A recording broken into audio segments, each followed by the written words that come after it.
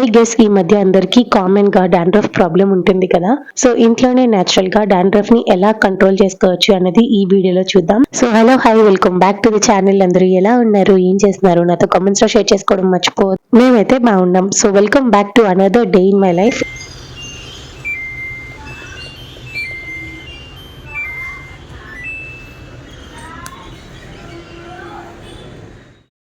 ఇది ఒక weekend blog. ఈ వీకెండ్ అయితే చాలా ప్రొడక్టివ్ గా జరిగిందనే చెప్పాలి.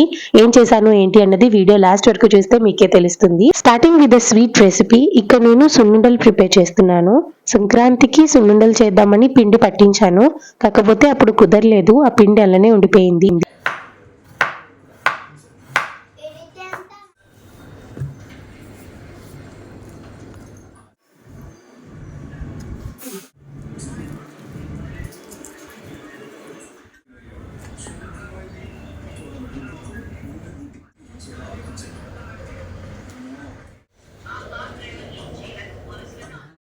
ఇంట్లో ఆల్రెడీ సున్నిపిండి ఉంది కాబట్టి అందులోనే నెయ్యి బెల్లం కలిపి ఇక్కడ సున్నుండలు చేస్తున్నాను. స్టార్టింగ్ లో సున్నుండలు చేయడం అంటే చాలా కష్టం అనుకునేదాన్ని, బట్ ఈ రెసిపీ ప్రిపేర్ చేసుకోవడం చాలా ఈజీ.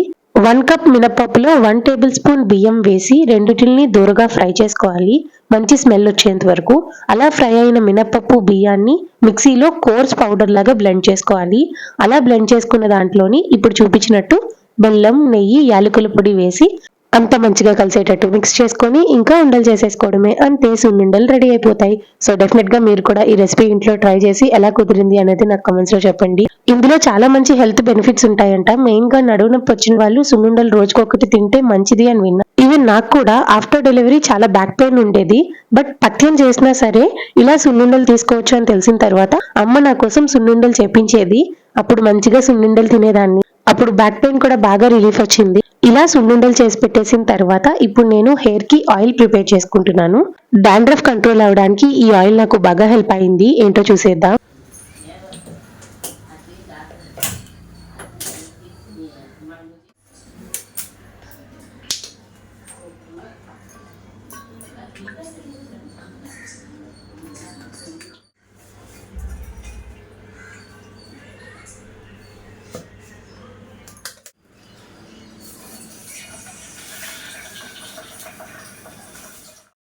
ఇక్కడ నేను నీమ్ ఆయిల్ ప్రిపేర్ చేస్తున్నాను. వేపాకు డాండ్రఫ్ రిమూవ్ చేయడానికి చాలా బాగా హెల్ప్ అవుతుంది. ఇక్కడ మీరు చూస్తున్నారు కదా, స్టవ్ ఆన్ చేసి బాండీ పెట్టి అందులోని ఒక పావు కప్పు వరకు కోకోనట్ ఆయిల్ యాడ్ చేసుకున్నాను. ఆయిల్ కొంచెం మరుగుతున్నప్పుడే 2 to 3 కప్స్ వరకు వేపాకు యాడ్ చేసుకొని లో టు మీడియం ఫ్లేమ్ లో వేపాకునంతటిని ఆ ఆయిల్ లో బాగా మరిగించాలి.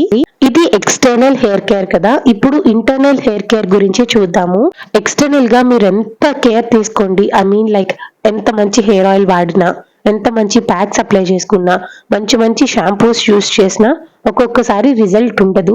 బికాస్ ఇంటర్నల్ గా మీకు ఏవైతే న్యూట్రిషన్స్ కావాలో అవి ప్రాపర్ గా మీ బాడీలో లేకపోతే ఖచ్చితంగా హెయిర్ గ్రోత్ అనేది ఉండదు. అలాంటి టైంలోనే హెయిర్ ఫాల్ అవుతుంది. డాండ్రఫ్ ఎక్కువగా ఉన్నప్పుడు హెయిర్ ఫాల్ అవుతుంది, అది ప్రతి కామన్. ఫస్ట్ ఇలా ఎక్కువ డాండ్రఫ్ ఉన్నప్పుడు మనం డాండ్రఫ్ ని కంట్రోల్ చేసుకోవాలి, కానీ హెయిర్ ఫాల్ ని కంట్రోల్ చేయలేము. డాండ్రఫ్ కంట్రోల్ అయిన తర్వాత హెయిర్ ఫాల్ కూడా ఆటోమేటిక్ గా కంట్రోల్ అయిపోతుంది. సో ఇంటర్నల్ హెయిర్ కేర్ గా నేను ఈ మధ్య ఆమ్లా జ్యూస్ కూడా తీసుకుంటున్నాను. అది ఫుల్ రెసిపీ నెక్స్ట్ వీడియోస్ లో పోస్ట్ చేస్తాను. అండ్ ఇక్కడ ఈ కరివేపాకు పౌడర్ కూడా నాకు బాగా హెల్ప్ అయిందనే చెప్పాలి. ఈ కరివేపాకు పౌడర్ రెసిపీ నేను ఈ వీకెండ్ షార్ట్స్ లో పోస్ట్ చేస్తాను, చూడండి. అండ్ ఇంటర్నల్ హెయిర్ కేర్ కి రిలేటెడ్ ఇంకా చాలా రెసిపీస్ ఉంటాయి. వాటన్నిటి గురించి నేను నెక్స్ట్ వచ్చే వీడియోస్ లో షేర్ చేసుకుంటాను. ఇంకా ఇప్పుడు ఎక్స్టర్నల్ హెయిర్ కేర్ గురించి మాట్లాడుకుందాము. ఇందాక నేను నీమ్ ఆయిల్ ప్రిపేర్ చేయడం చూపించాను కదా. సో ఆయిల్ మరిగిపోయింది అని మనకు ఎలా అర్థమవుతుంది అంటే ఆయిల్ మొత్తం గ్రీన్ కలర్ లో వచ్చేస్తుంది అనమాట. అండ్ ఆ లీవ్స్ ఏవైతే మనం వేపాకులు వేసామో అవి పొడిగా అయిపోతాయి. సో దట్ అలా అయిన తర్వాత వెంటనే ఇంకా స్టవ్ ఆఫ్ చేసేసి కంప్లీట్ గా చల్లగా అయినంత వరకు కాదు, కానీ కొంచెం గోరువెచ్చగా ఉన్నప్పుడే ఇలా క్లాత్ హెల్ప్ తోని మంచిగా ఆ ఆయిల్ ని స్ట్రెయిన్ అవుట్ చేసేసుకోండి. ఇక్కడ క్లాత్ హెల్ప్ తీసుకోండి. నార్మల్ గా స్ట్రైనర్ లో వేసి స్ట్రెయిన్ చేస్తే ఇంత ఆయిల్ ఈజీగా ఎక్స్ట్రాక్షన్ అనేది ఉండదు. బికాస్ ఆ వేపాకే ఎక్కువ ఆయిల్ ని అబ్జర్వ్ చేసుకుంటది కాబట్టి క్లాత్ హెల్ప్ తోనే ఎక్స్ట్రాక్ట్ చేసుకోండి. అంతే, నీమ్ ఆయిల్ రెడీ అయిపోయింది. ఇది మినిమం 2 to 3 టైమ్స్ అయినా వీక్ లోని హెయిర్ కి అప్లై చేసుకోండి. మాకు కుదరదు నైట్ అంతా ఉంచుకోవడం అంటే కనుక అట్లీస్ట్ స్కాల్ప్ కి అప్లై చేసుకొని ఒక 1 or 2 hours ఉండి ఆ తర్వాత హెయిర్ వాష్ చేసేసుకోండి. అండ్ నా సైడ్ నుంచి ఒక చిన్న సజెషన్, ఎవరికైతే ఎక్కువ డాండ్రఫ్ ఉండి స్కాల్ప్ మీద చిన్న చిన్న బంప్స్ లా కూడా వచ్చేస్తున్నాయి అంటే గనక ఒక్కసారి ఈ లోరియల్ ప్యారిస్ వాళ్ళది scalp advanced anti dandruff shampoo use చేయండి. ఇది ప్రమోషన్ కొలాబరేషన్ ఏమీ కాదు, పర్సనల్ గా నేను యూస్ చేశాను కాబట్టే చెప్తున్నాను. ఈ ప్రోడక్ట్ నాకు ఎవరు రికమెండ్ చేశారో తెలుసా? రీసెంట్ గా లాస్ట్ వ్లాగ్స్ లో కూడా చెప్పాను, నేను థైరాయిడ్ ఎక్కువైపోయిందేమో అని టెస్ట్ చేయించుకొని డాక్టర్ దగ్గరికి వెళ్ళాను కదా. ఆ గైనకాలజిస్ట్ డాక్టరే నాకు ఇలా హెయిర్ ఫాల్ అవుతుంది అంటే రికమెండ్ చేశారు. స్టార్టింగ్ లో అయితే నేను నమ్మలేదు. ఫ్రాంక్లీ స్పీకింగ్, డాక్టర్ ఏమాత్రం లోరియల్ వాళ్ళతో కొలాబరేట్ అయ్యి ఉన్నారేమో అందుకనే ప్రమోట్ చేస్తున్నారు అనుకున్నాను. ఆ తర్వాత మళ్ళీ ఈ మధ్య రీసెంట్ గా ఎక్కువ డాండ్రఫ్ అయిపోయి హెయిర్ ఫాల్ అవుతూ ఇంకా చేసేదేం లేక ఒక ట్రీట్మెంట్ తీసుకుందామని ఒక సెషన్ బుక్ చేసుకున్నాను. నాకు ఎవరైతే ట్రీట్మెంట్ చేశారో ఆ పర్సన్ కూడా సేమ్ షాంపూ రికమెండ్ చేశారు. ఇంకా then I started searching for it. ఇంకా ఫైనల్ గా అమెజాన్ నుంచి తెప్పించుకున్నాను. ఇది 300 ml product. Cost around like 850 or 890 అలా ఉంటది. బట్ ఇంత ప్రైస్ పెట్టిన దానికి అది నిజంగా వర్త్. ఇఫ్ ఇన్ కేస్ నాలాగే ఎక్కువ డాండ్రఫ్ మీద బంప్స్ లా వచ్చి ఇరిటేటింగ్ గా ఇచ్చి స్కాల్ప్ అలా ఉన్న వాళ్ళు ఒకసారి ట్రై చేయండి, యూ విల్ నాట్ రిగ్రెట్. ఇంకా అలా మంచిగా హెయిర్ కి ఆయిల్ అప్లై చేసుకున్నాను. నేనైతే ఓవర్ నైట్ ఉంచేసి నెక్స్ట్ డే హెయిర్ వాష్ చేస్తాను. So this is about my dandruff hair care routine. And next coming back in to our vlog. ఇక్కడ నేను హెయిర్ కి ఆయిల్ అప్లై చేసుకున్న తర్వాత ఇల్లంతా డీప్ క్లీన్ చేద్దాం అనుకున్నా. స్లోగా ఒక రూమ్ తర్వాత ఒకటి చేద్దాము అనుకుని ఒక్కొక్క రోజు ఒక్కొక్క రూమ్ క్లీన్ చేసుకుంటున్నా. ఫస్ట్ నా room dusting and cleaning almost complete అయిపోయింది. ఇప్పుడు హాల్లో టీవీ యూనిట్ దగ్గర ఉన్న ఈ 2 టేబుల్స్ క్లీన్ చేయాలి. ఈ టేబుల్స్ చూడడానికి చిన్నగా ఉన్నా సరే వాటి మీద బోల్డ్ అంత డస్ట్ అక్యూములేట్ అయిపోతుంది. వాటి మీద ఉన్న ఐటమ్స్ మీద కూడా డస్ట్ ఉంటదన్నమాట. క్లీనింగ్ ఎప్పుడు double Dhamaka.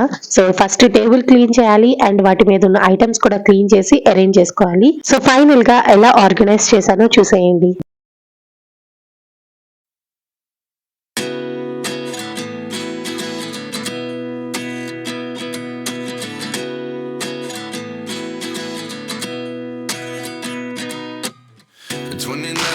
Find myself wondering what did happen to the last 10. I ran away with my life, fast forward, never turn back again. It's kind of funny that the more we pass time, the more we need to set them rewind. And 19 was the year I had to leave you, but now I'm seeing all the signs. అలా organise చేయడం అయిపోయిన తర్వాత ఇప్పుడు gardening side వచ్చాను. నేను gardening చేయక చాలా days అయిపోతుంది. సంక్రాంతికి ముందు ఎప్పుడో చేశాను అంతే. ఆ తర్వాత నాకు వీలు అవ్వలేదు, అందుకనే వీటి గురించి అసలు పట్టించుకోలేదు. కొన్ని చెట్లు పాడవడం కూడా స్టార్ట్ అయ్యాయి, కొన్ని బాగానే గ్రో అయ్యాయి. కాకపోతే ఏమవుతుందంటే కరివేపాకు చెట్టు దగ్గర ఎక్కువ చిన్న చిన్న మొక్కలు నీడ పడిపోయి కరివేపాకు చెట్టు మాత్రం గ్రో అవ్వట్లేదు. అది ఫ్రీగా ఉందనుకోండి, అంటే ఏ చెట్టు నీడ దాని మీద పడకుండా ఉంటే కరివేపాకు చెట్టు తొందరగా చిగుర్లు వచ్చి బాగా గ్రో అవుతుంది. మిగతా వాళ్ళకేమో గానీ నా దగ్గర ఉన్న కరివేపాకు మొక్క మాత్రం అలానే అవుతుంది. అస్సలు చిగురు పెట్టట్లేదు. చూసాను. ఇంకేం చేస్తున్నానంటే ఈ రోజు కొన్ని మొక్కలు తీసుకొచ్చి ఇలా బెడ్రూమ్ బాల్కనీ సైడ్ పెడుతున్నాము. ఈ రోజు బుడ్డోడు కూడా నాకు బాగా హెల్ప్ చేశాడు. బుడ్డోడు అనే కాదు, ఈవెన్ మై డాడ్ అండ్ అత్తయ్య వాళ్ళిద్దరూ నాకు బాగా హెల్ప్ చేశారు. కొన్ని ఓవర్ గా గ్రో అయిన మొక్కలన్నీ కూడా కట్ చేసేసాను. మెయిన్ గా గులాబీ మొక్కలు కట్ చేశాను. సో అలా కట్ చేసిన అవన్నీ కూడా ఎక్కడికక్కడ నీట్ గా సర్ది అవన్నీ పెట్టడంలో డాడీ అత్తయ్య చూసుకున్నారు.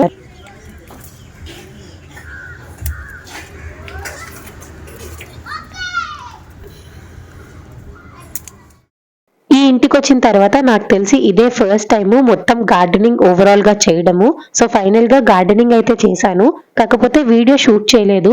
షూట్ చేసినా సరే అది నైట్ అయిపోవడం వల్ల అంత క్లియర్ గా లేదనమాట. అందుకనే రేపటి వీడియోలో చూపిస్తాను నేను మొత్తం గార్డెనింగ్ చేసిన తర్వాత బాల్కనీ ఎలా అరేంజ్ చేసుకున్నాను అనేది.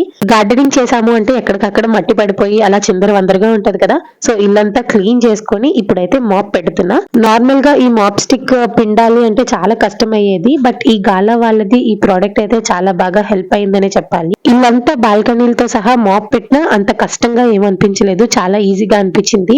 సో నాలాగే బ్యాక్ పెయిన్ తో సఫర్ అయిన వాళ్ళు ఆరెల్స్ ఈ మాప్ స్టిక్ ని గట్టిగా పిండలేము అనుకున్న వాళ్ళు ఈ ప్రోడక్ట్ మీద ఇన్వెస్ట్ చేయొచ్చు. ఇలా మాప్ పెట్టేసి బుడ్డోడికి డిన్నర్ కూడా పెట్టి వాడిని పడుకోబెట్టిన తర్వాత నెక్స్ట్ డే వాడికి స్నాక్ బాక్స్ కి ఏమీ లేవని చెప్పేసి అప్పటికప్పుడు ఇంకా కేక్ చేశాను. మండే నాన్ వెజ్ తిన్నాం కాబట్టి ఎగ్లెస్ వెనిలా కేక్ చేశాను. వెనిలా బ్యాటర్ కొంచెం మిగిలిపోతే అందులో హాఫ్ స్ట్రాబెర్రీ మిక్స్ చేశాను అండ్ ఇంకొక హాఫ్ చాక్లెట్ మిక్స్ చేసి అది కూడా కేక్ చేద్దాం అనుకున్నా, కాకపోతే అప్పటికి టైం 12 అయిపోయింది. ఇంకా అందుకనే చేసేది ఏం లేక కప్ కేక్స్ బేక్ చేసేసాను. సో ఇక్కడతో నా వీకెండ్ ఎండ్ అయింది. ఈ వీకెండ్ నేను అనుకున్న పనులన్నీ చేసుకొని చాలా ప్రొడక్టివ్ గా జరిగింది. సో చూసారు కదండి, ఇది ఇవాల్టి వీడియో. అండ్ ఐ హోప్ మీకు ఈ వీడియో నచ్చిందనే అనుకుంటున్నాను. వీడియో నచ్చితే లైక్ చేసి మీ ఫ్రెండ్స్ అండ్ ఫ్యామిలీకి షేర్ చేయండి. అలానే ఛానల్ ని ఎవరైనా ఫస్ట్ టైం చూస్తున్నా ఆర్ఎల్స్ ఇంకా ఎవరైనా ఛానల్ ని సబ్స్క్రైబ్ చేసుకోకపోయినా వెంటనే వెళ్ళి సబ్స్క్రైబ్ చేసుకొని పక్కనే ఉన్న బెల్ ఐకాన్ లోని ఆల్ ఇన్ ఆప్షన్ కనుక క్లిక్ చేసినట్టయితే నేను ప్రతిరోజు పెట్టే వీడియో నోటిఫికేషన్స్ అన్ని మీ వరకు వచ్చేస్తాయి. సో దట్ నా నెక్స్ట్ కమింగ్ వీడియోస్ అన్ని మీరు మిస్ అవ్వకుండా హ్యాపీగా చూసేయచ్చు. సో చూసారు కదండి, ఇది ఇవాల్టి వీడియో. మళ్ళీ నెక్స్ట్ వీడియోలో కలుద్దాం. అంతవరకు బాయ్.